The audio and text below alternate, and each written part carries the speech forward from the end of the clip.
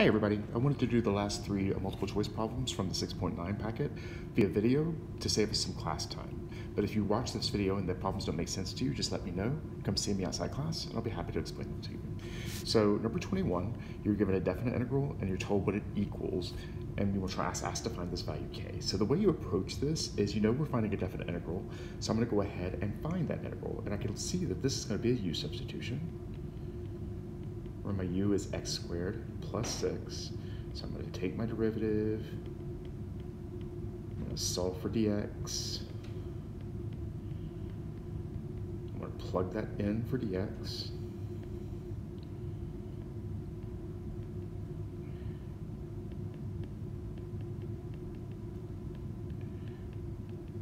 cancel out the x's, the 2 on the bottom can come outside as a 1/2. Definite integral, that's du over u, goes from 0 to k, and I have the option of either going ahead and like integrating and going back to x, or replacing the 0 and the k. I'm going to go ahead and replace the 0 and the k. So this is, when I plug in k for x, u is k squared plus 6. And when I plug in 0, u is 6. So the definite integral of, antiderivative of 1 over u is ln of u. So this is 1/2 ln absolute value of u, but we're evaluating it from 6 to k squared plus 6. So now I'm going to plug in those endpoints.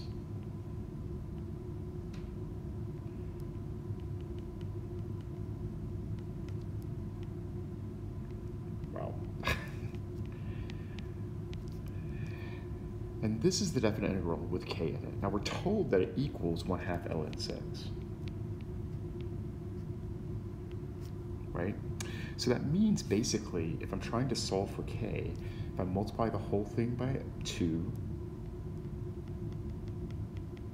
just to get rid of the 1/2 to make it prettier, absolute value of 6 is just 6, right? So I'm going to get down here, and I'm going to add ln 6 to both sides. Although, honestly, I could actually just put these two together. I think I'll do that instead. When you're subtracting logs, that means you're dividing the arguments.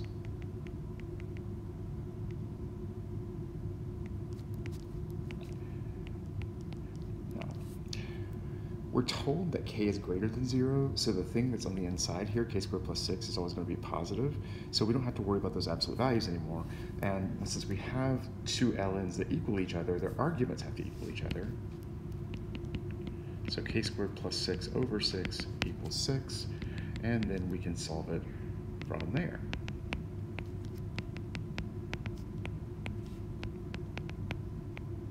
So again, the strategy is to go ahead, take the definite integral, and then set it equal to the thing that it says, and solve. Number 22. You're given information about a definite integral, but you're not told what the function itself is, and then you're asked to find the value of this.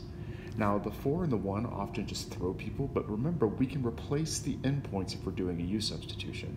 And this looks like a u substitution to me, because I've got a function inside of a function and some constant multiple of the derivative of that thing that's sitting there. So I'm going to let u equal x squared plus 3. Take the derivative, solve for the x, plug it into the integral.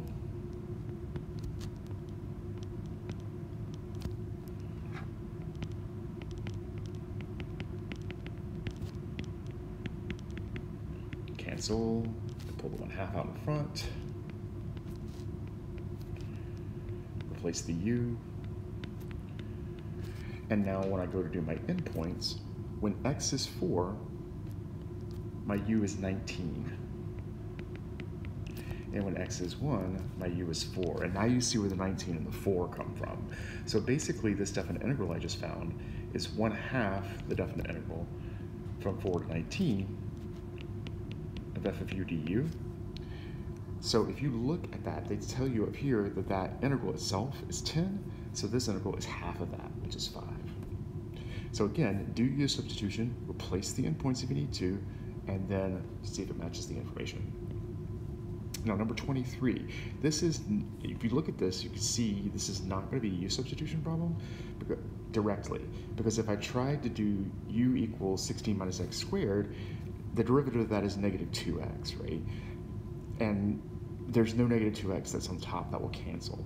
So I'm looking at this thing and I'm thinking, okay, I know that inverse sine is the square root of something minus something squared. It's 1 minus x squared, right?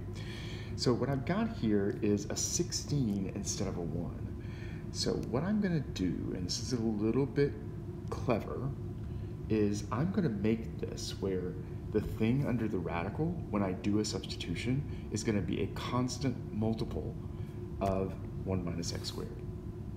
So I'm not doing a u substitution to get rid of a derivative here. I'm doing it to make it match something that I can actually take the antiderivative of.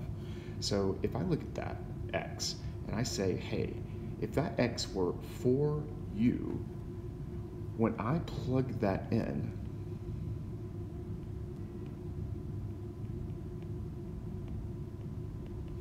that would give me 1 over the square root of 16 minus 16u squared.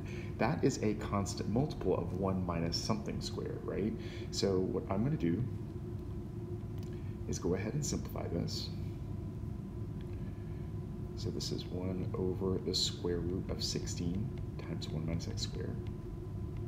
Oops, u, not x.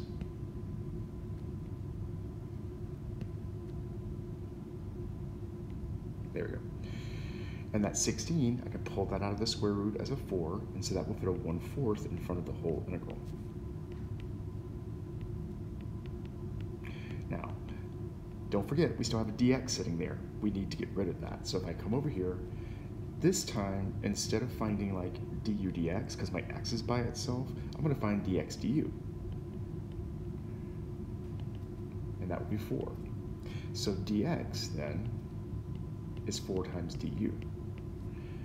Then I can plug that in here, and that 4 on the 4 du will cancel with the 1/4 out in front, and so it's the inverse sine of u plus c.